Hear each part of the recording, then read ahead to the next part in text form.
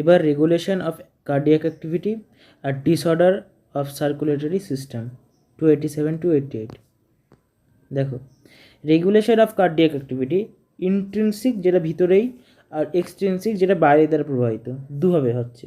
Intrinsic হিসেবে কী হচ্ছে, যে নোডাল টিস্যু আছে, আমরা পড়েছি স্পেশালাইজড নোডাল টিস্যু, ঠিক আছে, আমাদের হার্টে, যেমন এসএ নোড, এভি নোড, এগুলো কী করে, ইম্পালস জেনারেট করে, তাই অটো রেগুলেট হার্টবিটটা অটোমেটিকলি রেগুলেট হয়। হার্টকে কাউকে চালাতে গেলে শক্তি লাগে না, নিজে নিজেই রেগুলেট হয় এই নোডাল টিস্যুগুলোর সাহায্যে, যারা ইম্পালস তৈরি করে, কারেন্ট জেনারেট করে, অ্যাকশন পোটেনশিয়াল তৈরি করে, হ্যাঁ, সেরকম। তো এটা যা বোঝা গেল। আর এক্সট্রিনসিকের ক্ষেত্রে দুটো ভাগে হয়, একটা নিউরনের কন্ট্রোলে, একটা হরমোনাল কন্ট্রোলে। নিউরনটা আগে দেখি। নিউরন কন্ট্রোলে কি হচ্ছে, এএনএস আছে, এটার ANS sympathetic and parasympathetic neural coordination বলে চ্যাপ্টার আছে না, ওইখানে বেশি ডিটেলসে পড়বো এটা, ঠিক আছে। সিম্প্যাথেটিক মানে হলো যেগুলো ইনক্রিজ করছে যেখানে, আর প্যারাসিম্প্যাথেটিক মানে কুল ডাউন অবস্থা, ঠান্ডা অবস্থা, ঠিক আছে। কী করে মনে রাখবো, যে দেখো প্যারামেডিক্যাল, এমডি মেডিকেল যদি হয় তাহলে সেটা খুব ভালো, প্যারামেডিক্যাল একটু কমা না, সেভাবে মনে রাখবো, ঠিক আছে। এবার সিম্প্যাথেটিকে চলে আসি। ইনক্রিজ হার্টবিট, এখানে হার্টবিটটা বেড়ে যায়, তাহলে হার্টবিটটা বাড়ে, ভেন্ট্রিকুলার কন্ট্রাকশান, যে ভেন্ট্রিকুলার কন্ট্রাকশান সেটাও বৃদ্ধি হয়, তাহলে এবার কার্ডিয়াক আউটপুটও তো বৃদ্ধি হবে, কারণ হার্টবিট ইন্টু স্ট্রোক ভলিউম মিলেই তো কার্ডিয়াক আউটপুট, যদি হার্টবিটই বেড়ে যাচ্ছে তাহলে কার্ডিয়াক আউটপুটও বৃদ্ধি পাবে। আর প্যারাসিম্প্যাথিকে এই কন্ডাকশন স্পিড আর কার্ডিয়াক আউটপুট এগুলো আর হার্টবিট তিনটেই কম হয়। আর হরমোনাল রেগুলেশনে অ্যাড্রিনাল মেডুলা যে হরমোন আছে, যেমন অ্যাড্রিনালিন, ইনক্রিজ করে কার্ডিয়াক আউটপুটকে। তাহলে এখানে আর এবার তুমি এনসিআরটিটা দেখে নাও, ছোট্ট টপিক এটা, নর্মাল অ্যাক্টিভিটি অফ হার্ট আর রেগুলেটেড ইন্ট্রিনসিকলি, মানে হ্যাঁ যেগুলো রেগুলেট হয় মানে ভিতরের কোনো জিনিস দিয়ে, auto regulated by specialized muscle nodal টিস্যুগুলো দিয়ে, হ্যাঁ, hence heart is call myogenic, তার জন্য হার্টকে মায়োজেনিক বলা হয়। এখানে আমি এটা লিখে নেবা, এখানে মায়োজেনিক হার্ট লিখে নেবা, ঠিক আছে, লিখতে হবে। এটা ইতে আসবে, তোমার স্টেটমেন্ট দিয়ে দেবে, এখানে কোথাও ইন্ট্রিনসিকের জায়গায় এক্সট্রিনসিক করে দেবে, সেগুলো তোমাকে দেখে নিতে হবে। Special neural centre in the medulla অবলঙ্গটা can moderate the cardiac function through autonomic nervous system, হ্যাঁ, অটোনমিক নার্ভাস সিস্টেমের মাধ্যমে, এএনএস আর পিএনএস এর দুভাগে ভাগ করে, হ্যাঁ, আর মেডুলা অবলঙ্গটা ওইখানেই পড়বো আমরা নিউরালে, ঠিক আছে। Neural signal through the sympathetic nerve parts of ANS can increase the heartbeat, strength of ventricular contraction এটারও, অ্যান্ড thereby cardiac output, এবং তার ফলে কি কার্ডিয়াক আউটপুট বৃদ্ধি পায়। আদার হ্যান্ডে প্যারাসিম্প্যাথিকে কি হচ্ছে, neural signal another component of NS decrease the heart rate decrease করে, স্পিড অফ কন্ডাকশন যে হচ্ছিল, হ্যাঁ, মানে যে কারেন্ট যাচ্ছিল আর কি, বা যে ইম্পালস জেনারেট হচ্ছিলো সেটার স্পিডও কমে যায়। এবার সব কমে গেলে কী হবে, কার্ডিয়াক আউটপুটও কমে যাবে। আর একটা কী হলো, যেটা হরমোনাল, সেটার অ্যাড্রিনাল, যে মেডুলি হরমোন, এটা আবার কোথায় পড়বো, কেমিক্যাল কোঅর্ডিনেশন, মানে লাস্ট চ্যাপ্টার 11-এর সেখানে পড়বো। আর can also increase the cardiac output. তাহলে এটা বোঝা গেল। ডিসঅর্ডার টপিকটা যেটা আছে সেটা এনসিআরটি দেখেই পড়বো, এটাই নোটের কোনো দরকার নেই, এনসিআরটিটা একদম হুবহু বুঝতে হবে, ঠিক আছে। তো disorder of circulatory system, high blood pressure, hypertension. Hypertension is the term of blood pressure that is higher than normal 120/80।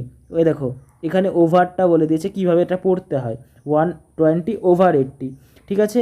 আর 120টা কি সিস্টোলিক, আর 80টা কি ডায়াস্টোলিক প্রেশার, ঠিক আছে। কি করে মনে রাখবো, যে দেখো সিস্টোলের ক্ষেত্রে আমি কি বলেছিলাম, সিস্টোলে কি হয়, কন্ট্রাক্ট হয়, আর ডায়াস্টোলে কি হয়, ডায়াস্টোলে রিল্যাক্স হয়।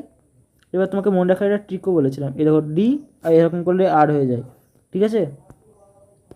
তাহলে ডায়াস্টোলে রিল্যাক্স হবে, আর রিল্যাক্স যেখানে চাপ বেশি সেখানে প্রেশারটাও বেশি আসবে, আর যেখানে কম সেখানে কম আসবে। তাহলে in this measurement 120 mmHg, millimeter of mercury pressure is the systolic or pumping pressure and 8 or pumping pressure, দেখো পাম্প হচ্ছে তার মানে বেশি আসছে, আর 80 mmHg is diastolic or resting pressure, যেখানে ডায়াস্টলিক সেখানে কম আসছে। If repeated checks of blood pressure of an individual is 140/90। Repeated check মানে কি? রিপিটেড চেক মানে কি? এক জায়গায় করলে, একদিন লবণ খাওয়ার ফলে তোমার বেড়ে থাকতেই পারে, পরের দিন আবার ঠিক হয়ে গেল, বা দুদিন পর ঠিক হয়ে গেল না, আজকে করলা, দুদিন পর করলা, 5 দিন পর করলা, এক সপ্তাহ পর করলা, দেখছে এক জায়গায় চেঞ্জ করে করলা, যে এই এই এই ক্লিনিকে করলা, বি ক্লিনিকে করলা, কারণ এইখানকার মেশিন হয়তো খারাপ হতেই পারে, ঠিক আছে? তার জন্য সেই ক্ষেত্রে তোমার যদি এরকম হয় তাহলে হাইপার টেনশন হবে।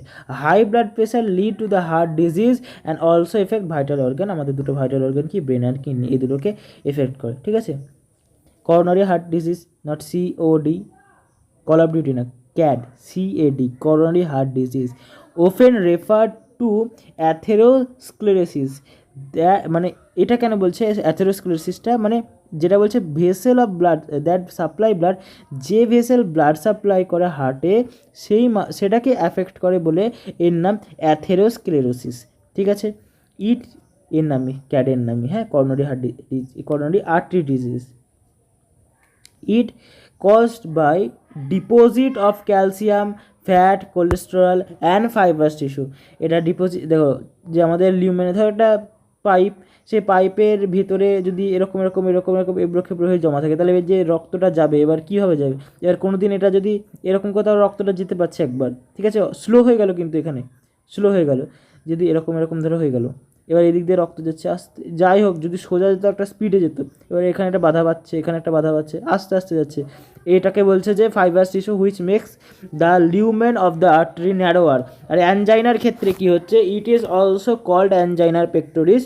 হ্যাঁ, এবার এই ক্যারেটটা যখন বেড়ে যায় খুব, তখন থেকে অ্যানজেনা পেক্টোরিস বলে। এখানে কী হবে? অ্যাকুয়েট চেস্ট পেন, অ্যানজেনা এ, আর অ্যাকুয়েট চেস্ট পেন অ্যানজাইনার ক্ষেত্রে হয়, মানে চরম বুকে ব্যথা। when no enough oxygen is reaching the heart muscle, এবার অক্সিজেনই পৌঁছাচ্ছে না ঠিকঠাক, এত বাড়া বেড়ে গেছে। Angina can occur the in men and women of any age, কারণ এই দেখো ফ্যাট, কোলেস্ট্রল, এগুলো বাইরের খাবার এসবে বেশি, এইসবে যদি বেশি বেশি খেয়ে, বা মাছ মাংস এগুলো বেশি বেশি খেয়ে এগুলো করে, আর এগুলো সব ম্যান ওমেন দুজনাই বেশি খাচ্ছে, এনি এজ, যে কোনো এজে, but in more common among middle age and elderly. মানে ধরো ইয়ং বয়সে খাচ্ছে, এবার খাওয়ার পর একটু পরিশ্রম করেছে কিন্তু তার জন্য একটু কম দেখা দিয়েছে, এবার মিডিল এজে গিয়ে সব ধরা পড়ছে, আর এল্ডারে তো একদম বাড়িতে বসে থাকা কাজ বয়স্ককালে, তখন তো আরও ধরা পড়ে যাচ্ছে।